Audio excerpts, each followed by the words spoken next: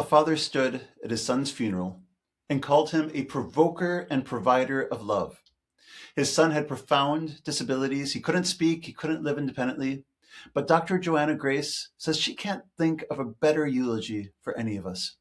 In this episode of The Pattern Seeking Entrepreneur, I sit down with sensory engagement specialist, author, and TED speaker, Dr. Joanna Grace. She has spent her career working with the people the world has decided don't count. And what she's found there will change how you see everyone around you. If you've ever felt like the room wasn't built for the way that you think, or led people who felt that way, this conversation will change how you show up for them. I'm Jonathan Domsky. This is The Pattern Seeking Entrepreneur. Let's go. Some entrepreneurs succeed by following the playbook, and some succeed by writing their own. This show is for the second kind. Welcome to The Pattern Seeking Entrepreneur, conversations with intense, analytical founders who have built something significant and are now redesigning the architecture of how they lead, build, and operate so that their strengths create leverage instead of friction. I'm your host, Jonathan Domsky, business and life coach, entrepreneur, and someone who has spent a career helping powerful minds build businesses that actually fit how they think. Let's get started. Joanna, let's hear your story. When did you first realize that you think differently from most people in the room? I think I always knew I was odd, but it was when I encountered my peers at school and things like that it became more obvious that I was different to other people. I first realized I was autistic when I read a woman's glossy magazine that my mum had on the kitchen table, and it had an article in it about autism, and I recognized myself in the descriptions that article gave. Yeah. You taught me a new word the last time that we spoke. Do you remember what it is? Yeah, Neurokin. Yeah, I love it. Would you please define it for people listening to the conversation today? It's the bond between people of similar neurotypes. You know that thing that people say, you can't choose your family, but when you meet friends and connect with them. Neurokin, there's always a particular bond between people who think in the same patterns that you do. Yeah, I've been talking to a lot of people this last few months, people who think differently. And an almost universal experience is that people feel like they're the only one of their kind. Like they don't know other people who think like them. And there's, I always enjoy just meeting interesting people who are doing interesting things, but there's just an excitement about meeting people who think the same way that you do. You're Neurokin. I wrote a book called The Subtle Spectrum that is about that journey of awareness that you're different to identification of neurotype. And it was really funny how many autistic people I met who were convinced that they were aliens when they were little, because they were thinking, well, I'm definitely not one of these people. Yeah. I must have been sent to study them from the people on my planet. Awareness that you're different is a really common experience to have, whether you can put that into words or not. And then you bump into a name for the difference. And generally, when you bump into that name, you also bump into society's understanding that this is a problem, which that magazine article was very clear on. It said it was a terrible, tragic thing to be. Yeah. And then you try not to be it. And some of us try not to be it because we are aware of all those narratives, and others of us get kind of forced not to be it by the therapies and strategies that people might use to counter our difference. And if you survive those things, and it's a real if, then hopefully you start to question the narratives that told you that difference was bad. And at the end of that, you're embracing identity and, saying, I am autistic, and being proud of that. And that's what the story in The Subtle Spectrum is about. Yeah, you could pathologize anything. And if you're made to think that what's different about you is something that's wrong, it's deeply shameful. But the journey that I hope most people make, and with a little bit of luck, and good parenting, they start out that way, is to realize this thing that makes them different is the source of their power. It's what's interesting about you. It's what people value about you when you're able to channel it, when you're able to harness it. Tell me more about this book, the Subtle Spectrum. What motivated you to write it, and what's been the result for you personally as an author, and with the feedback you've gotten from your readers? Well, actually, you just saying that thing you said made me think of I've written a number of books, and the subtle spectrum is that awareness of identity, awareness of difference to embracement of identity. And it's all the things that I wanted to be told. It's got lots of factual information in it that I wanted to be told when I was diagnosed. I wanted to know, what are the brain differences? What are the mental health differences? Things like that. But you said at the start that my work focuses on people with profound disability. And my most recent book is called The Scale of the Spectrum. And that partners stories of people who have very high support needs with people who have very low support needs. And one of those, that thing where you say, oh, being autistic is just a difference, and, you know, we should embrace this difference, and it's an identity.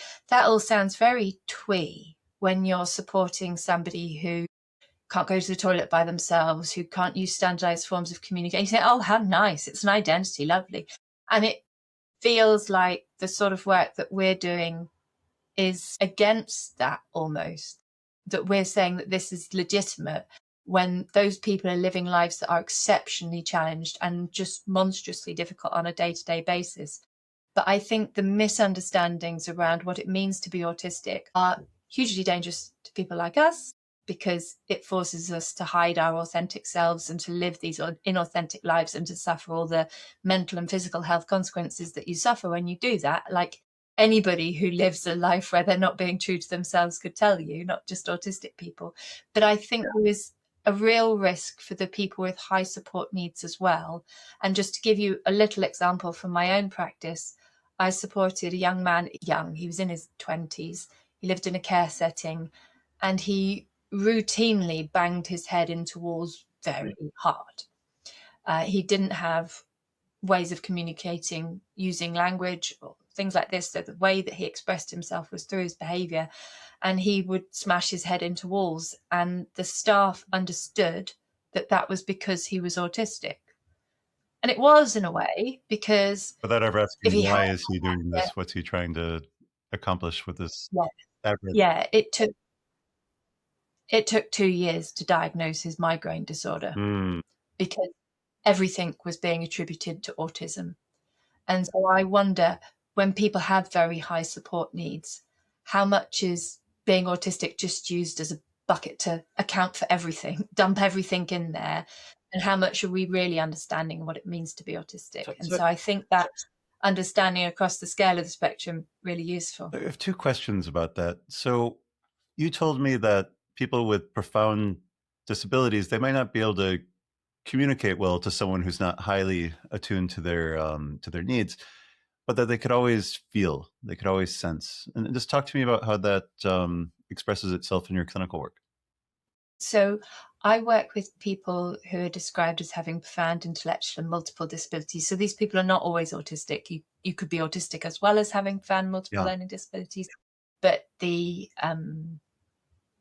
people who my work focuses on are people with profound intellectual impairments and co-occurring medical health conditions, and they get the glorious title in research as the most disabled members of our communities. Yeah, it's an odd accolade to be given. And there is a beautiful philosopher called John Vorhaus who argues for their personhood and argues for their right to be, it sounds ridiculous, right to be counted as human.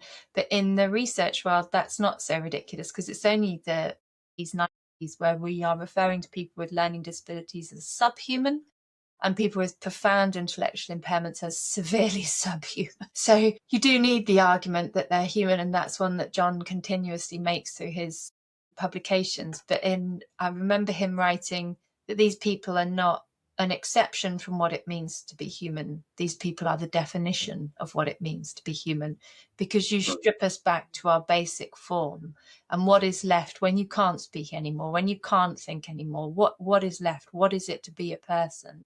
It is a person who feels and a person who senses. And a lot of our thought structures in Western societies are built upon, it sounds ridiculous. It sounds very, not ridiculous, it sounds very esoteric to be talking about philosophy, but it's built upon Descartes' cogito. I think, therefore I am. And although that seems like a really dusty shelf, like only nerds would have time to study philosophy, and I did do an undergraduate degree in philosophy, so I am one of those nerds, but it's really foundational stuff. And like any foundations, what you build upon, it doesn't matter how great the structure you build upon it. If you're building on dodgy foundations, it will always slip and slide and break. And the I think, therefore I am was Descartes trying to figure out what was real. Fair play to the guy. He was going, I could be imagining that I'm awake because sometimes I'm awake in my dreams. And I'm talking to you, but you might not be real. You could be somebody that I'm dreaming. And he goes through this process of doubting everything. And he concludes that the only thing he can be sure is real and that he's not doubting is that he's thinking, I think, therefore I am. And he then grounds the rest of reality based off that foundation. But it is just one cogito, and there was others he could have reached for.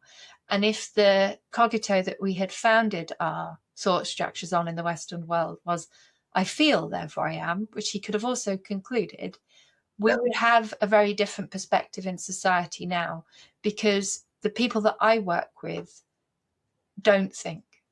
And if it is, I think, therefore I am, then where you see no think, you see no person, you see no I.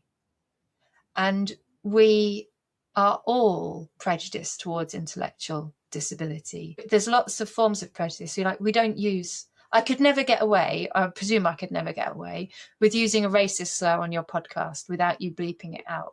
And I hope I wouldn't use a sexist one either, but I can call myself an idiot just fine, and nobody will check me on that, because we are allowed to be prejudiced against intellect in the modern world. Joanna, help me understand something. So you're autistic and you have relatively low support needs. And much of your work is you just... My husband would laugh at that description, but yeah.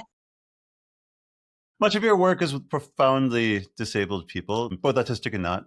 Some of whom could barely communicate with someone who isn't highly attuned to their needs. Other than the label and our common humanity, what kinship do you feel with the people that you work with that a compassionate, holistic person might not share? Does that make sense? Yeah. So I think the easiest one to look at there is the significance of being supported by somebody who is like you when you face lots of barriers to communication and to being understood. You could imagine it in a different situation. Imagine yourself going to a war zone somewhere and meeting people who've been displaced and all of this, and you meet a father who is highly distressed, and you would have some understanding of what it is to be a father in that situation and what it is to be worried about your children and to be wanting to provide a home and wanting to feed. And you have all that instinct on what it means to be a father that helps you to meet this person who is foreign to you, who is in a completely different setup to you. And there's lots of work, not just within autism, that shows that it's easier for us to understand people who are like ourselves. Like, it's easier for girls to understand. Of course, you can understand a girl if you're a boy. Of course, you can understand an adult if you're a child. It's just easier to understand the people who are like you.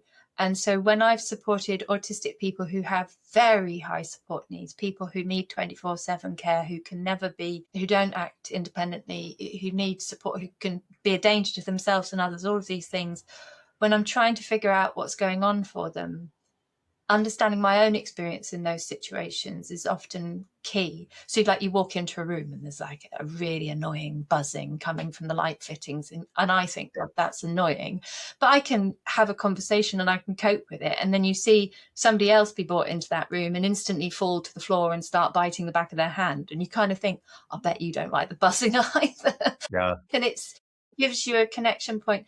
And it's such a sad thing lately in autism discourse in general, because you do have experts in the field who advise against listening to autistic voices, which is such a strange thing. Can you imagine an expert in the field of hearing impairments advising people not to take the advice of deaf people when they're looking how to support their, I understand that you could have a deaf person who had really dreadful advice to give the family of a hearing impaired child, but you also have deaf people who do research into the experience of being deaf, and you have professionals who are deaf. Listen to those people. It goes back to what you were talking about earlier, that we could pathologize everything, and if you look at the people who you pathologize as not being fully human, not having fully authentic and important voices, well, then it's very easy to go down that path. Yeah, there is really fascinating research of Professor Monique Botha, who has been looking in her work at the construction of autism by researchers. So there are different stories that get told about what being autistic is by different groups of researchers and through different times in research. So the first sort of story that we have, and it's one that is very prevalent in the States, I believe, is that autism is a disease. It kind of steals the person from you and then radiates suffering onto all around. The next really common one that we have is that it is a problem with the parenting. So one of the original theories of being the what refrigerator caused mothers. autism, exactly, that you're cold mother parenting. And it's interesting because what they were picking up on was the way in which mothers instinctively parent their children according to their needs. And autistic children need different things. And so they saw different parenting, but not because the mothers were being cold, quite the opposite. The mothers were being exceptionally intuitive towards their children. But it's amazing. I saw contemporary research published a couple of years ago that was like, maybe autism is caused by mothers being fat. We're really committed to blaming the mother. That's always We really get. And then the next one, and this is one that occupies UK schools and care settings, and I imagine does where you are too, is that autism is a type of behaviour, that it's something that we are doing rather than something that we are being. And that distinction between understanding it as a behaviour and understanding it as a form of being is it's one of those foundational understandings. What you build on that is really critical, because the difference in our being is exemplified through our behaviour. So the reason that you notice that we're autistic is because you're seeing different behaviour. And if you look up, if you go to a website and ask, is my child autistic? They'll list you a whole load of behaviours to go, are they doing this? Are they doing this? So it sounds like it's behaviour, but you're not.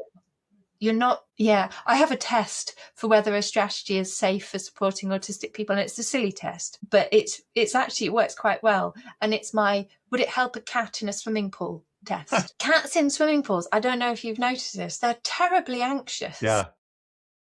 And that's viewing it as behaviour, isn't it? They just need to do a spot of mindfulness, and then they'd be much better in the. Cats in swimming pools, terribly bitey, scratchy creatures. Cats in swimming pools, they need to learn that scratching is not appropriate, and we'll have a sticker chart and all of that stuff. Where you view it as a behaviour, it's nonsense. You never teach a cat in a swimming pool to be mindful or go, stop scratching. You understand that the reason it's acting like that is because it is a being in an environment that is not suited to it. Take the cat out the swimming pool, it'll be nice and calm and purr, and you can stroke it and it'll all be fine. Yeah, if we could change the context, then so many of these undesirable behaviors go away, or just ask why is there the undesirable behavior as opposed to just how do we stop it. Joanna, tell me about your genius.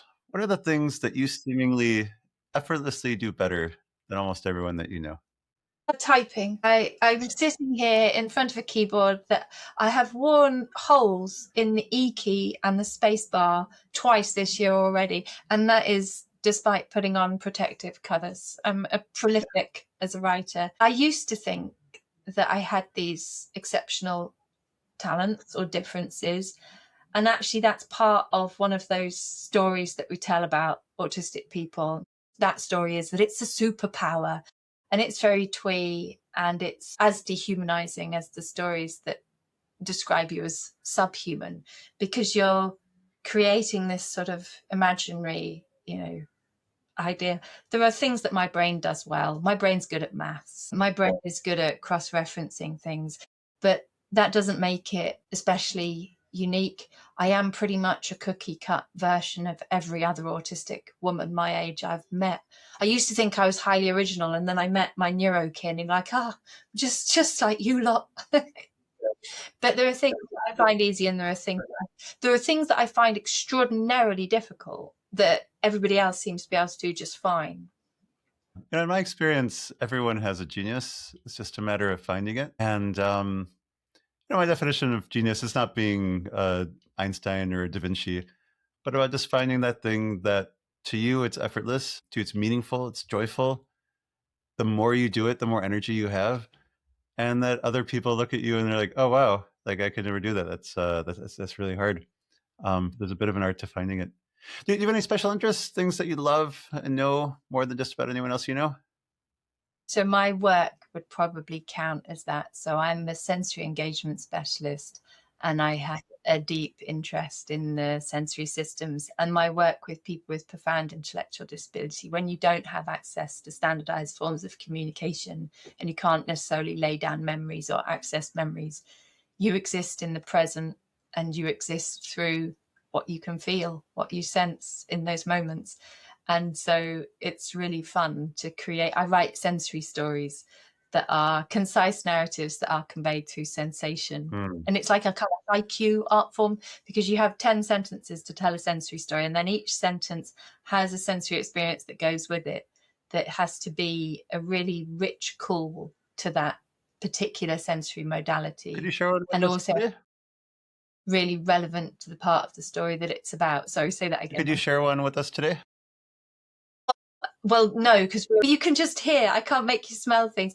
But my favourite one to tell in big groups, I have a sensory story called The Birth of the Star, and I wrote it in conjunction with physicists. So it's just 7 sentences long, and it is scientifically accurate how stars are formed in stellar nurseries. And each of those sentences has a sensory experience that goes with it. And the sensory experiences aren't, it's not like the pictures in a regular book where it's just like to support the narrative. You should be able to encounter the meaning of the story through the sensations alone if you don't have access to the words. So the start of that story is before a star is born. It is a huge cloud of hydrogen gas. And the sensory experience that I share with people when I say that line is I throw up handfuls of confetti. So I create these huge particulate clouds. And the dispersal of the particles in the confetti cloud is very similar to the dispersal of the particles in the hydrogen cloud.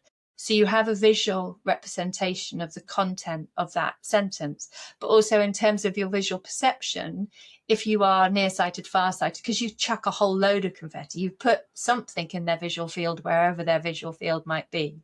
And I sometimes make it out of shredded up white paper and then fluoresce it under a UV light. Like I'll have a little UV torch and it looks like a firework going off. So the vision, if you're only getting it through the vision alone, it's like, wow, here's this cloud of gas. And then the atoms in the gas cloud feel the gravitational pull of the other atoms, and very slowly clusters begin to form. And I just loop people's hands around a piece of bungee cord and they feel a pull. And, I'd argue that the meaning of that word pull is there more in that experience of feeling your limbs be pulled upon than it is in the 4 letters that we're using to abstractly describe it in language. Sure. It's brilliant. I could do the rest of the How Stars Are Born, but you don't. What's your origin story for doing this work? Like when and why and how did you start doing this work with profoundly disabled individuals? So I think through life, I've done consistently more of what I'm good at and less of what I'm bad at. I never imagined as a child that my job now could be a legitimate adult job. My dreams as a child would have been making stuff out of cardboard boxes and sellotape. And now I've spent half of this morning standing in my shed trying to work out where to find another bit of bungee cord from and which bits of confetti to pack in my boxes, because I'll be taking a flight next week and I need to tell the birth of a star in another country. So I need to resource it with things that not only are great sensory experiences and convey the meaning, but also will go through customs smoothly. So it's this weird sort of adult life of cardboard boxes and sellotape.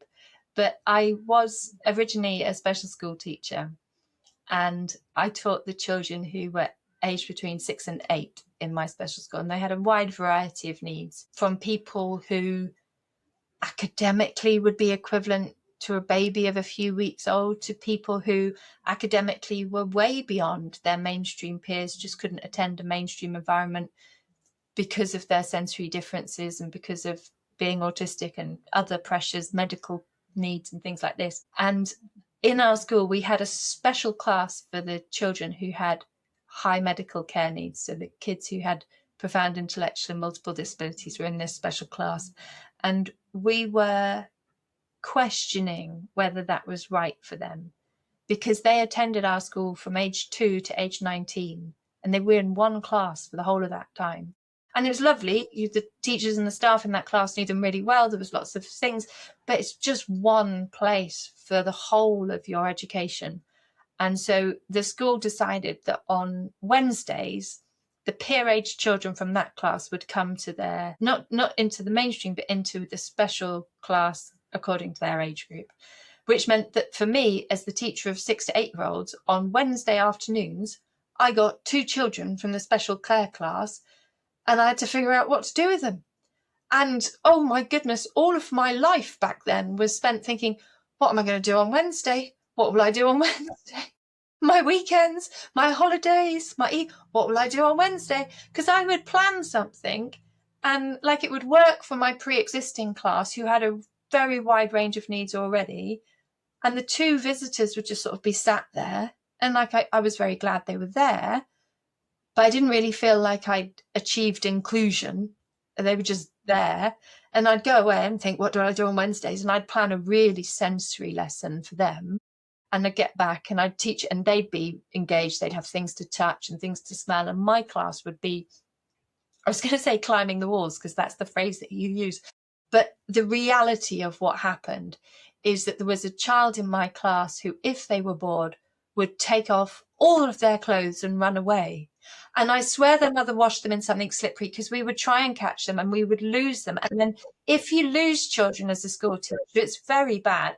If you lose naked children, it's worse. And if you lose naked disabled children, you're going to be on the national news, aren't you? So it was very critical to me whether I got my Wednesday lessons right or not. And after maybe a term, 2 terms of me not really managing Wednesdays, the teacher in the room next door to me said, "Jo, have you ever tried a sensory story?"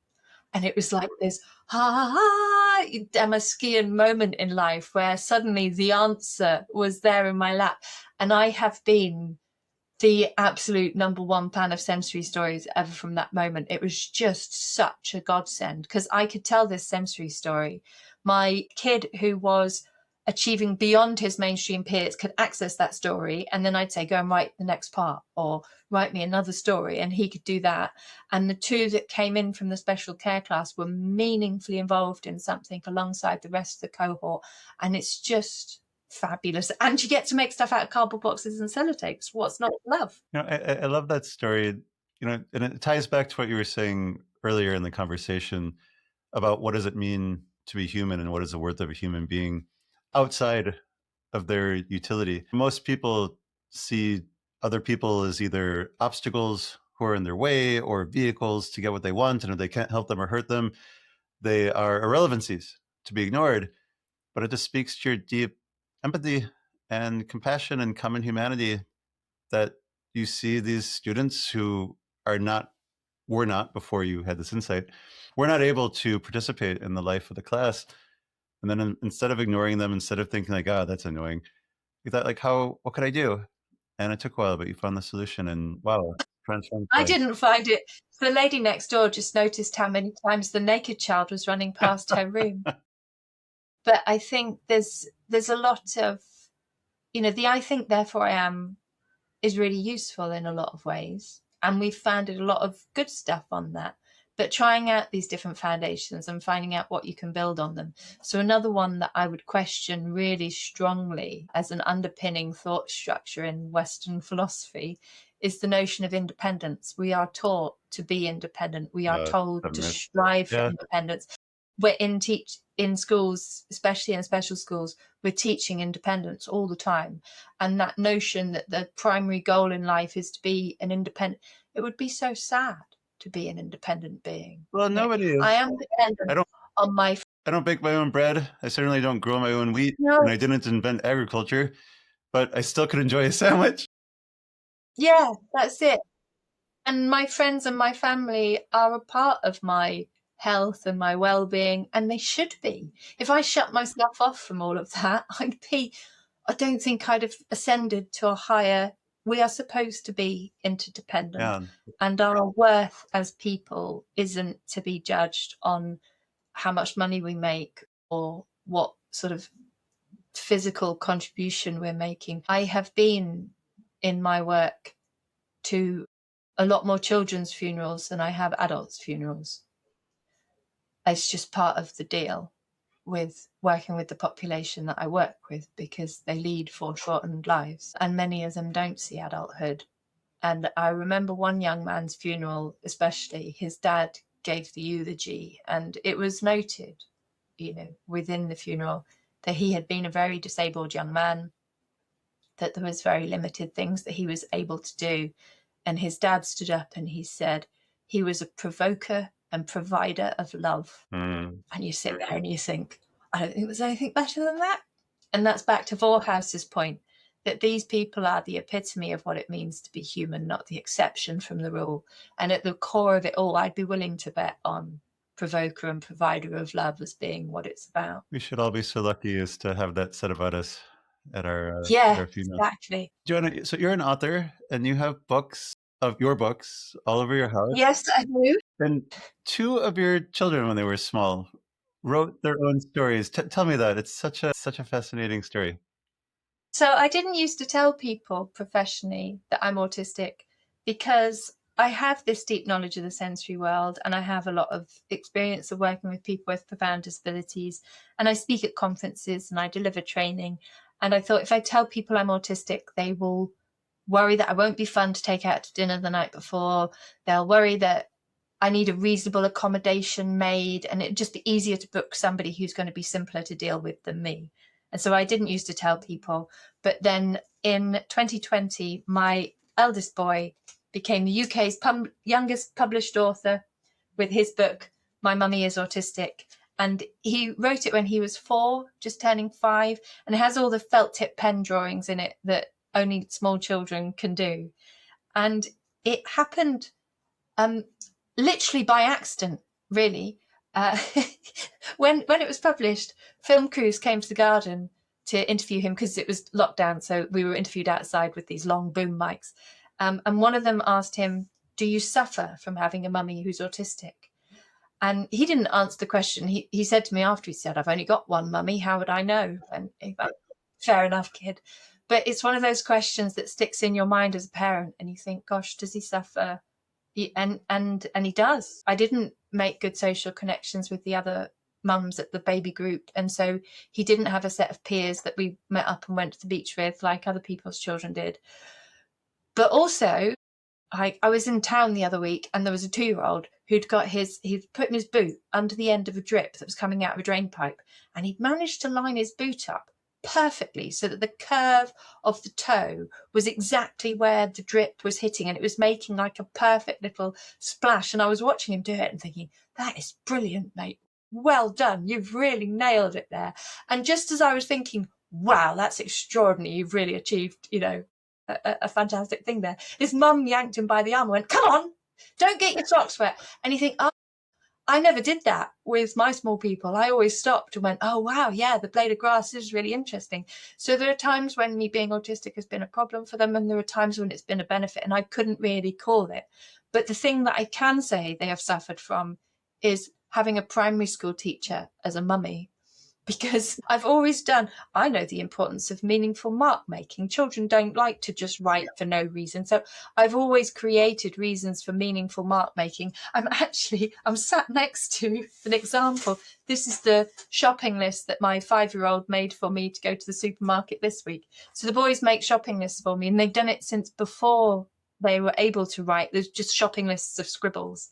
I remember being in the supermarket one day, and it was quite a long queue, and I said to my eldest boy, "Have we got everything on the list?" And he went through this list of scribbles, and he said, "No, we've forgotten the cucumber." And from that point, he just did the shopping, because if you can read the scribbles, then you're in charge. So they take the shopping list, I push the trolley, they do the shopping. I'm nothing but the pusher of the trolley. I love that. And we were in the supermarket, and I was pushing the trolley, and he was chatting away to me on the front of the trolley, and he saw one of the things on his shopping list, said stop, jumped off the trolley. But because I experienced delays to my language processing that's common for a lot of autistic people, I didn't hear the stop in time to stop the trolley, and I ran over his foot, and he was upset, and I said sorry, and then we carried on with the shopping. And I thought, I can't promise him I won't do it again, because I absolutely was listening. And so I was explaining to him that when he talks to me, the words line up in a queue in my brain, and I have to wait until the word he said gets to the front. And I think because he had just started school and suddenly he's in an environment where you have to line up to go out to play, you have to line up to get your dinner, I think that idea of lining up really clicked in his brain. And I wanted, because I'm a primary school teacher, this is the suffering because I'm a primary school teacher. As a primary school teacher, I know that it's important to check that children have taken in what you've taught them. So I told him this in the supermarket, but then the next day I wanted to check his learning. And so I said to him, do you remember what happened in the supermarket yesterday? And he went, yes, you ran over my foot. I was like, good, so glad you remember. And I was like, do you remember why? And he sighed and kind of rolled his eyes at me and got up from the breakfast table and went and got a piece of paper and a pen. And I think that shows his instinctual understanding that if he wants to communicate something to me quickly and effectively, it's going to be easier to draw it than to try and talk it to him. Yeah. And he drew me a picture of me, and it's all these speech bubbles with words in squashing on the side of my head as he waits for the one that he just said to get into my ear. That's so expressive. And I felt so understood. And so, yeah, his book, it happened as a result of that spontaneous moment and me trying to keep him writing and drawing through the school holidays. And then when his and at little the end of the brother holidays, was the same age, what happened with that's him? it. Well, so, yeah, at the end of the school holidays, we stapled that one together to give it to Grandma. But because I'm a published author, I also showed it to my editors and they put it through the review process. And he was published as the UK's youngest published author. Last summer holidays, my smallest boy, who is now the age that the big one was when he published his book, began coming home from Grandma's house with bits of folded in half paper and telling me he'd made books. And I would read them and recycle them. And one day he said to me, when's my book going to be on the shelf like my brother's? And so I said, you're not writing proper books. You're just writing books that go in the recycling. And I showed him, he looked upset by that.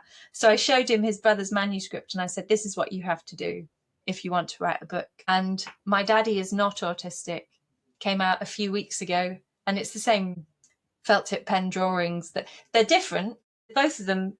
The main difference is that his brother just does a tiny dot for a nose, whereas my little one, when he draws a face, he starts with the noses and then draws the person around the nose. So we've got really big noses in the second version. The second one is to spot the difference between myself and my husband, who's not autistic, and how he experiences us. It's funny when you were talking about what are the advantages, what are the disadvantages of having a parent who just thinks a little bit different than the other parents. When I was a kid, I certainly had trouble making friendships. But as an observer of just how other people were doing it, by the time I became a father, like I knew what the rules were. I couldn't necessarily do them expertly, but like I knew what the rules were. I knew how people did it. My son was 2.5, 3 years old, and he's a super social kid. Like I would send him to the park and I would teach him how to make friends. Like I would send him with a little baggie of crackers or cookies, and I'd say like, yeah, just give them out to all the people in the playground. Or like there'd be people doing parallel play, like let's organize all these kids into a fun game. And or when I did this from the time he was in preschool all the way through his freshman year in high school. The first month of the school year, I'd say every day when I pick you up, I want to know the names of 2 new classmates that you interacted with today. And 2 weeks in, he would be the only kid who knew the names of everyone in the class. I would have never been able to do that when I was a child. But as an observer at the edge of a group that I'm used to being, like I figured out the rules, and then I was able to impart them to him. And like, wow, is he a social kid?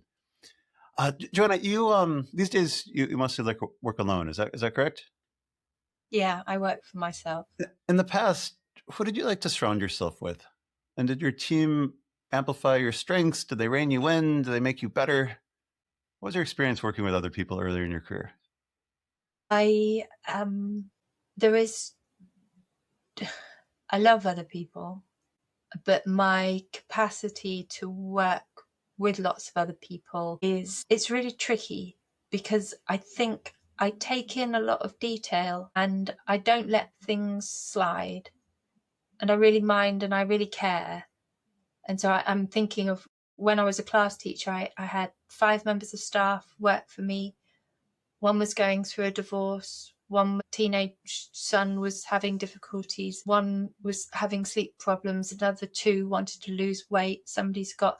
And I was really, really worried about all of those different bits of their lives. And then you walk into the staff room and there's another 20 people with complex lives that also need thought and care. And then I would want to remember your birthdays and the birthdays of your children. And by the time I've tried to just exist alongside you, I have no capacity left for doing anything else. I cannot treat people carelessly, and it's not that other people are doing that, it's just that they've got a better grasp of that not every relationship has to be deep and meaningful and intense, and you don't have to, it could just be a lightweight and passing thing, and people are never a lightweight and passing thing for me.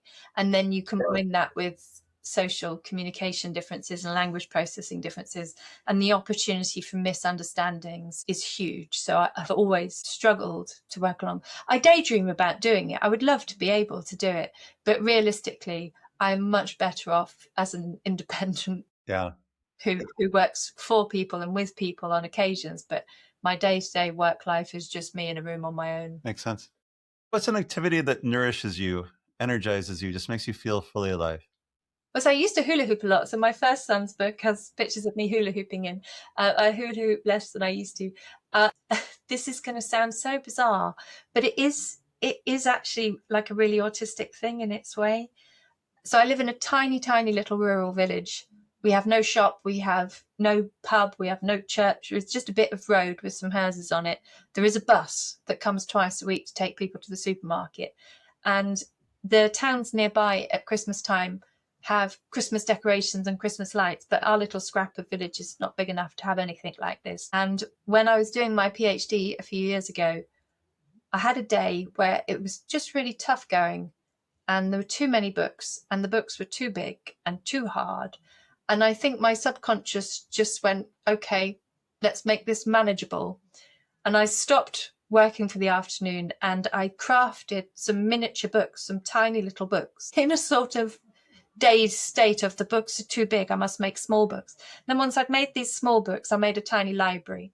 And then once I'd made a tiny library, I made a tiny sweet shop. And by the time I got to Christmas, I hid 12 tiny Christmas-themed worlds around my village for people to find. And so people are out walking their dog and they come across this tiny library or this tiny sweet shop. And I didn't plan it at all. But it's that sort of divergent thinking of how am I going to cope with this situation? I'll just make the big book small. And then somebody in the little village Facebook group said, I wonder what she'll do next year. And so for the last 4 years, I've been making these tiny advent calendars for my village. And I'm trying and do 2 items. So this year, there'll be 24 things hidden. I'm doing mugs this year. I'm making tiny scenes inside mugs, and then I'll dangle the mugs from the trees around the village, and they light up, and they've got. And what so creating the Christmas clappers this year is the thing that brings me energy. Joanna, one of my favorite things to hear from people is their vision for the future. So we're recording this on April 3rd, 2026.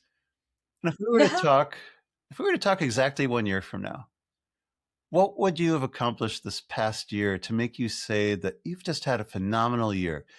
Every aspect of business, relationships, and personal life. Looking back, what made this such a spectacular last 12 months?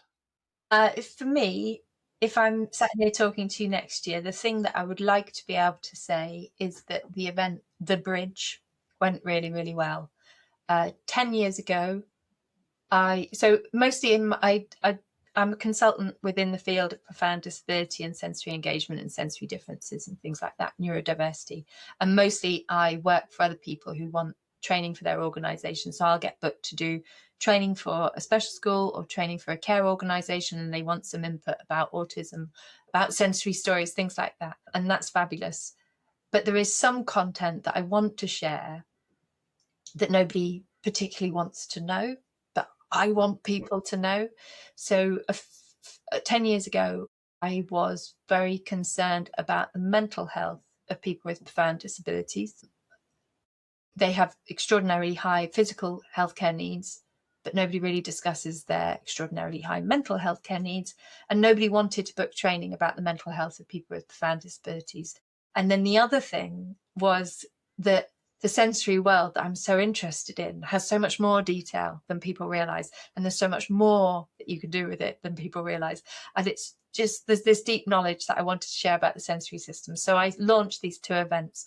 One was the Develop Your Sensory Lexiconry event, which teaches people the development of 7 sensory systems and all the gorgeous, all the like exciting sensory things that I want to tell people. And the other was a mental health day for profound disability. And we are 10 years on from that. And that mental health day is now the day that I most often get booked to do in-house. So I no longer have to run that as a private event, because everybody wants to support the mental health of their people with profound disabilities now. And the Lexiconry has got bigger and is now a 2-day super event that I tour to different places in the UK every year. And I have done in other countries. I did one in Portugal a few years ago. But this year, to celebrate the 10th anniversary of the Lex, I'm launching a new event called The Bridge. And the aim of The Bridge is to be the bridge between research and practice for people with profound and multiple learning disabilities, because they are such a marginalised and vulnerable population. And one of the many ways in which they're marginalised and made vulnerable is through their exclusion from research, and also through, I don't want to say carelessness, but there's a kind of impression that you can do anything with them because it doesn't matter, because they can't do anything anyway. And so it's really possible to have snake oil sellers profit from this population, because they'll go, here's the thing, you can do this, and people do it, and it's meaningless and it wastes time. And I often think of their time, because of all those funerals I've attended. I'm super aware that an hour of their lives is much more likely to be a bigger percentage of their life than an hour of my life is going to be. You know, it's really precious time that they're living, and we shouldn't waste it on things that have no foundations in research or no good reason why you're doing it. You want stuff to be meaningful. And so I've got 9 researchers coming to the Bridge who all specialise in profound disability, and they're researching gorgeous things. One lady's researching the touch experiences of people with profound disabilities, because they're touched all the time in all sorts of different ways, and her research really gives you insight into this. Other people are researching communication strategy, all sorts. I'm going to bring these 9 researchers to this event, and then it's going to be like speed dating. I'm going to set them up at tables, and my delegates are going to be having like 20 minutes to have a chat to this one, and then I'll blow a whistle or something, and then they'll have 20 minutes to chat to the next one. And I really hope it will bridge the gap between research and practice. I've never run it before. It's happening in October. Maybe nobody will come. So I want to read. Maybe it'll just be a flop. I want to read back to you what I heard you say. Gosh. It's April 3rd, 2027, and I declare the possibility. This isn't who you are right now. This is the best version of your future self, right? It's April 3rd, 2027, and I declare the possibility that the Bridge event went spectacularly, aligning research and practice, and has driven snake oil from the market. I feel free and empowered to share the mental health challenges of people with physical disabilities, and this message is gratefully received. My work sharing the sensory world becomes part of the everyday vocabulary of families and organizations in the space. My events are bigger, better, more impactful than ever. What do you think? Sounds all right. Yeah. Do you know, I'm already, if you spoke to me from 2020, gosh, time goes so fast. The me that I was at the start of my career would never have imagined the things that have been accomplished through it so far. I've already done more than I could possibly have dreamt of. I have plenty to be grateful for. Hopefully the Bridge works. It's a good chance. I've sold a few tickets. It's all good. Given where you are right now, what do you think's in the way or slowing you down or holding you back from fully living into that vision for the future? There are very real barriers in the way in which profound intellectual disability is being talked about and understood. There is a narrative, it links back to that prejudice against intellect. You're not really allowed to say that people with profound intellectual disabilities exist. When we talk about them as making steps in progress. They are becoming people who are intellectually capable. We're allowed to talk about their becoming, but we're not allowed to talk about their actuality. We're not allowed to recognise that there are people who cannot and will not make progress. In fact, they'll actively go backwards in that regard. We have programs running in the UK that say everybody can or everybody will, everybody has a right to, and they sound really nice at face value, like everybody has a right to learn to read. Like, yes, of course they do. But if that then means that I spend an hour of your day every day putting you through an educational program that doesn't meet you where you're at and isn't relevant to you, and there's a balancing to be done there, because if after 10 years of doing that to you for an hour every day you can recognize the word cat, then presumably yes, you can be taught to read. But was it worth it? That was precious time. What else? Life. Yeah. How much do you need to read the word cat? Yeah. Let's switch roles for a bit now. Why don't you be the question asker? I'll be the question answerer.